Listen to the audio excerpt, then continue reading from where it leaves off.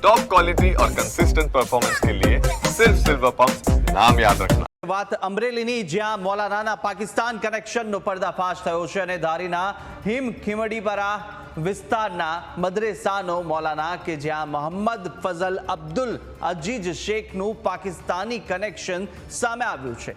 મૌલાના પાસે મૂળ રહેઠાણ અંગે પણ કોઈ જાતના પુરાવા નથી મળી આવ્યા। મૌલાનાના મોબાઈલમાંથી પાકિસ્તાન અફઘાનિસ્તાનના સોશિયલ મીડિયાના 10 જેટલા ગ્રુપ પણ મળી આવ્યા છે। ગ્રુપમાં અરબી અને ઉર્દુ ભાષામાં લખાણ લખાયેલું છે। 10માંથી 8 ગ્રુપ પાકિસ્તાનના અને 2 ગ્રુપ અફઘાનિસ્તાનના છે। પૂછપરછ દરમિયાન સામે પણ આવ્યું છે કે આ મૌલાના પહેલા અમદાવાદ શહેરના જુહાપુરામાં રહેતો હતો, ત્યારે આ મૌલાના કેટલા સમયથી અહીં રહેતો હતો અને અત્યાર સુધી અહીં કોણ કોણ તેને મળવા આવતું હતું તે તેમજ પાકિસ્તાનમાં તે કોના કોના સંપર્કમાં હતો તે અંગે પણ તપાસ કરવામાં આવી રહી છે। ધારીના હિમખીમડીપરા વિસ્તારમાંથી એક પોલીસને શંકાસ્પદ મૌલાના મળી આવ્યા હતા ને એને આધારે પોલીસે આ તપાસ હાથ ધરી. આપણે દ્રશ્ય બતાવવા માંગી આપ જોઈ શકો છો કે ધારીના પ્રાંત અધિકારી અને પોલીસ અત્યારે ઘટના સ્થળે પહોંચ્યા છે ને આ જે મકાન છે, જગ્યા છે તે શેમાં આવેલી છે તેને નકશાને આધારે તપાસ હાથ ધરવામાં આવી રહી છે। ત્યારે મૌલાના ગ્રુપમાંથી પણ અફઘાનિસ્તાન અને પાકિસ્તાનના સોશિયલ મીડિયાના ગ્રુપ પણ મળી આવ્યા છે ને હાલ પોલીસે અલગ અલગ દિશામાં તપાસ હાથ ધરી છે ને આ ગ્રુપ છે તે ક્યારના હતા અને આ ગ્રુપમાં કોના કોના કોન્ટેક્ટ છે સહિતની પોલીસ દ્વારા તપાસ હાથ ધરવામાં આવી છે। દશરથ સિંહ રાઠોડ, ન્યૂઝ કેપિટલ, ધારી, અમરેલી। અને વધુ માહિતી પણ મેળવીશું। માં સહયોગી હિમ પણ જોડાઈ ચૂક્યા છે। હિમ, મૌલાનાના પાકિસ્તાન કનેક્શન સામે આવી રહ્યા છે। અમરેલીની અંદર આ રહેતો મૌલાના કે જેના અંદર 10 જેટલા જે સોશિયલ મીડિયાના ગ્રુપ છે તે પણ પાકિસ્તાન અને અફઘાનિસ્તાન સાથે જોડાયેલા છે। કેવી પ્રકારના પુરાવા મળી આવ્યા છે અને કયા દિશામાં હવે તપાસ હાથ ધરવામાં આવી છે? બિલકુલ, એટલે કુશાગ્ર અહીંયા ચિંતાની વાત એ છે કે આ જે મૌલાના હતો એનો જ્યારે ફોન ચેક કરવામાં આવ્યો તો ફોનમાં અલગ અલગ 10 ગ્રુપ હતા, એમાંથી 8 ગ્રુપ જે હતા એ પાકિસ્તાનના હતા, 2 અફઘાનિસ્તાનના હતા અને એ જે ગ્રુપ છે એમાં અરબીમાં અને ઉર્દુમાં ચેટ કરવામાં આવતી હતી, એટલે કે સામાન્ય લોકોને એના વિશે ખબર બી ના પડે। બીજું જ્યારે તપાસ કરવામાં આવી આ મૌલાનાની ધરપકડ કરીને તો એ પણ સામે આવ્યું કે આ મૌલાના પહેલાં જુહાપુરામાં રહેતો હતો, અમદાવાદના જુહાપુરા વિસ્તારમાં। એટલે અહીંયા એ પણ સવાલ થાય છે કે જુહાપુરા વિસ્તારમાં આને મળવા કોણ આવતું હતું?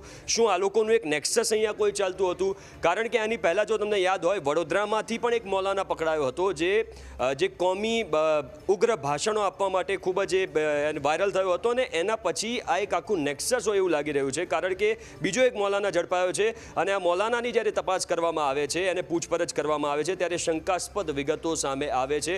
એટલે કે પાકિસ્તાન કનેક્શન હોવું આમાં કોઈ નાની વાત નથી। એક બાજુ જ્યારે પહલગામમાં હુમલો થયો છે, ધર્મ પૂછીને મારવામાં આવ્યા છે, બીજી બાજુ આ જે છે એક રીતે જોવા જઈએ તો કેન્સર કહી શકાય આ લોકોને દેશ માટે, કારણ કે પાકિસ્તાન સાથે કનેક્શન કરીને આ લોકો માહિતીઓ શેર કરતા હોય છે। ત્યારે અનેક સવાલો પણ અહીંયા ઉઠી રહ્યા છે। જેમ મેં કહ્યું વડોદરામાં આની પહેલાં એક મૌલાના સામે આવ્યો હતો, એ કોમી સૌહાર્દને બગાડવાના પ્રયાસ કરતો હતો હિન્દુ મુસ્લિમ વચ્ચે। ત્યારે બીજો એક આ મૌલાના સામે આવ્યો છે જે અમરેલીમાં જે હિમખીમડીપરા ગામ છે એની મદ્રેસાની અંદર આ ચલાવતો હતો અને મદ્રેસામાં એટલું જ નહીં, આવા જે મૌલાના હોય છે એ જે નાના નાના બાળકો હોય છે એમનું બ્રેન વોશ કરતા હોય છે, રેડિકલાઇઝેશન કરતા હોય છે। એટલે કે પહેલેથી જ આવા નાના નાના બાળકોના મનમાં ઝેર ભરી દેવામાં આવતું હોય છે અને પછી આ જે ઝેર છે એ મોટું થઈને આતંકવાદ બનતું હોય છે। એટલે અહીંયા સવાલો કુશાગ્ર અનેક થઈ રહ્યા છે।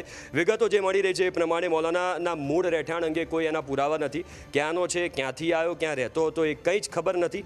એ શું બોર્ડર ક્રોસ કરીને આવ્યો છે એ વિશે પણ તપાસ કરવામાં આવશે। બીજું, અફઘાનિસ્તાનના સોશિયલ મીડિયાના એના 10 ગ્રુપ છે પાકિસ્તાન અને અફઘાનિસ્તાનના, અને ગ્રુપમાં અરબી અને ઉર્દુ ભાષામાં લખાણ લખવામાં આવ્યું છે। 10માંથી 8 ગ્રુપ પાકિસ્તાનના છે, 2 ગ્રુપ અફઘાનિસ્તાનના છે। હવે આ કોઈ નાની વાત નથી। પાકિસ્તાનના 10માંથી 8 ગ્રુપ હોવા એટલે કે વિગતો શેર કરવી, માહિતી શેર કરવી, શું થઈ રહ્યું છે, શું નથી થઈ રહ્યું, કેવી રીતે રેડિકલાઇઝેશન કરવું, આ બધી વિગતો બની શકે કે એને ત્યાંથી પણ આપવામાં આવતી હોય। એટલું જ નહીં, પૂછપરછ દરમિયાન એ પણ સામે આવ્યું છે કે આ જે મૌલાના છે પહેલાં અમદાવાદના જુહાપુરામાં રહેતો હતો, હવે જુહાપુરામાં રહીને શું કરતો હતો એ પણ હવે તપાસ કરવામાં આવશે, કારણ કે ત્યાં શું એ મદ્રેસામાં હતો કે પછી મસ્જિદમાં હતો, શું એ બાળકોને ભણાવતો હતો, આ તમામ વિગતોની કુશાગ્ર તપાસ કરવામાં આવશે। જી બિલકુલ। અને હિમ, જે રીતે કહી શકાય કે ઉર્દુ અને અરબી લેંગ્વેજ પણ તેમના એની અંદરથી ચેટમાંથી મળી આવી છે। કયા પ્રકારની વાતચીત ત્યાં આગળ થતી હતી અને કયા પ્રકારની તેમની ગતિવિધિ રહી છે? શું કોઈ એવા પુરાવા મળી રહ્યા છે કે આ તેમની ગતિવિધિ છે તે ક્યાંક શંકાના દાયરામાં હોય?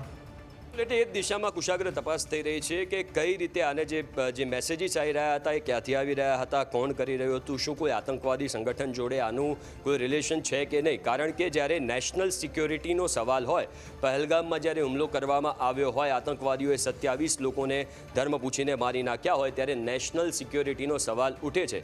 બીજી બાજુ આપણે અમદાવાદની વાત કરીએ તો ચંડોળા તળાવની આજુબાજુ જેટલા પણ બાંગ્લાદેશી ઘૂસણખોરો હતા એમનું પણ ડિમોલેશન એમના ઘરનું કરવામાં આવ્યું. એટલે એ બાજુ પણ કામગીરી ચાલી રહી છે. ત્યારે આ જે મૌલાના છે અહીંયા પણ એ જ વસ્તુ છે. આની જોડે કોઈ પુરાવા નથી કે આ ક્યાંથી આવ્યો છે, ક્યાં રહેતો હતો, એવી કોઈ વિગતો નથી. ખાલી એક જ વિગત છે કે થોડા સમય પહેલાં એ અમદાવાદના જુહાપુરામાં રહેતો હતો, પણ ઓફિશિયલ એની જોડે કોઈ પુરાવો નથી. એટલે બની શકે કે આ પણ ગેરકાયદે રીતે ભારતમાં આવ્યો હોય, ગુજરાતમાં વર્ષો પહેલાં આવ્યો હોય, વસવાટ કર્યો હોય અને પછી મસ્જિદમાં મૌલાના બની ગયો હોય. અને જેમ મેં કહ્યું કે બે કોમ વચ્ચે, હિન્દુ મુસ્લિમ વચ્ચે જે સૌહાર્દ બન્યું વાતાવરણ નોર્મલી હોય છે એને બગાડવાના એક મહત્વના સમાચાર પર નજર કરી દઈએ, જ્યાં મૌલાનાના પાકિસ્તાન કનેક્શનનો પર્દાફાશ થયો છે અને આ અમરેલીના જે અપડેટ સામે આવી રહી છે તે દર્શકોને આપી રહ્યા છે. મોહમ્મદ ફઝલ અબ્દુલ અજીઝ શેખનું પાકિસ્તાની આ કનેક્શન કે મોબાઈલમાંથી પાકિસ્તાન અફઘાનિસ્તાનના સોશિયલ મીડિયા ગ્રુપ પણ મળી આવ્યા છે. સાથે 10માંથી 8 ગ્રુપ પાકિસ્તાનના અને 2 ગ્રુપ અફઘાનિસ્તાનના હોવાનું સામે આવ્યું છે. ગ્રુપમાં અરબી અને ઉર્દુ ભાષામાં લખાણ લખાયેલું હતું.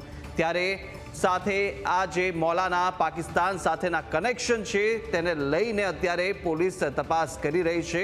હિમ મારા સહયોગી આપણી સાથે જોડાયેલા છે. હિમ, જે રીતે જે વોટ્સએપ ગ્રુપ છે, સોશિયલ મીડિયાના જે ગ્રુપ છે તે મળી આવ્યા હતા અને 10 જેટલા ગ્રુપની અંદર જે ગતિવિધિ છે તેની પર પણ હવે તપાસ થશે. કારણ કે જે રીતે અત્યારે ફંડિંગને લઈને ધાર્મિક રીતે કેવી રીતે આ વાતચીત થઈ રહી હતી અને કયા તેમના જે વાત કરીએ કઈ પ્રકારની પ્રવૃત્તિ એ લોકો અહીંયા આગળ કરવાના હતા, કેટલા લોકો અહીંયા ભારતમાં તેમની સાથે સંકળાયેલા છે, તમામ બાબતે તપાસ જરૂરી છે. કુશાગ્ર, અત્યારે એવું છે કે ગુજરાતભરમાં આ રીતની તપાસ થઈ રહી છે. કારણ કે તમે સમજો, અમરેલીના કોઈ નાનકડા ગામમાં કોઈ એક મૌલાના રહેતો હોય, એ મૌલાના પાકિસ્તાનના 8 ગ્રુપમાં અંદર એડ હોય, ઉર્દુ અને અરબીમાં ચેટ થતી હોય, એટલે સ્વાભાવિક રીતે આવા તો કેટલાય લોકો હશે જે ગુજરાતના નાના નાના ગામડાઓમાં, ભારતના નાના નાના ગામડાઓમાં રહીને વસવાટ કરતા હશે અને દેશ વિરોધી કૃત્ય કરતા હશે, નેશનલ સિક્યોરિટીને ઠેસ પહોંચાડતા હશે.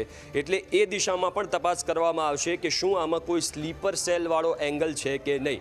કારણ કે એ પણ ખૂબ જ મહત્વનું છે. એટલે એ દિશામાં પણ તપાસ કરવામાં આવશે. અત્યારે જે વિગતો મળી રહી છે કુશાગ્ર, જેમ તમે પણ કહ્યું, હાલ જે પ્રાથમિક વિગતો છે એ પ્રમાણે ચેટમાં અરબી અને ઉર્દુમાં જે છે એની ચેટ મળી આવી છે. પાકિસ્તાનના 8 ગ્રુપ છે, અફઘાનિસ્તાનના 2 ગ્રુપ છે. હવે એ દિશામાં તપાસ કરવામાં આવી રહી છે કે જે છે પાકિસ્તાન તરફથી કોણે એને મેસેજ કર્યા હતા, શું મેસેજ કરવામાં આવ્યા હતા, એ ડીકોડ કરવામાં આવશે. શું આમાં કોઈ મોટી આગળ ઘટના થવાની હતી એને લઈને કોઈ મેસેજ કરવામાં આવ્યા હતા. એટલે આ તમામ દિશામાં અત્યારે કુશાગ્ર તપાસ ચાલી રહી છે. બિલકુલ, માહિતી સાથે જોડાવા બદલ આપનો આભાર. તો હાલ પોલીસ અત્યારે તપાસ કરી રહી છે અને આગળ તપાસ કઈ દિશામાં જાય છે, કારણ કે જે રીતે આ મૌલાનાનું પાકિસ્તાન કનેક્શન સામે આવ્યું, જે રીતે સોશિયલ મીડિયાના ગ્રુપ્સ મળી આવ્યા છે તેને લઈને હવે પોલીસ તપાસ કરી રહી છે.